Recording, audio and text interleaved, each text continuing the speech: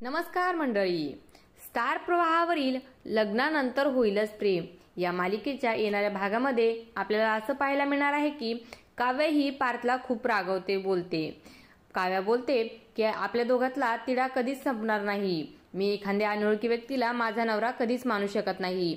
तेव्हा पार्थला खूप वाईट वाटते आणि पार्थ बोलतो, तुम्ही मला तुमचा नवरा मानायला तयार नाहीत आणि मित्र म्हणून मी तुम्हाला आवडत नाही. परंतु काळजीला कुठलंही लेवल नसतं ना, नात्याचं ना जेंडरचं. माझी तुम्हाला एक विनंती आहे, तुम्ही माझी काळजी ना करू नका. नंतर आपण पाहतो मानिनी ही रम्याच्या रूम मध्ये जाते व तिच्या कपाटातील सर्व सामान बाहेर फेकून देऊ लागते.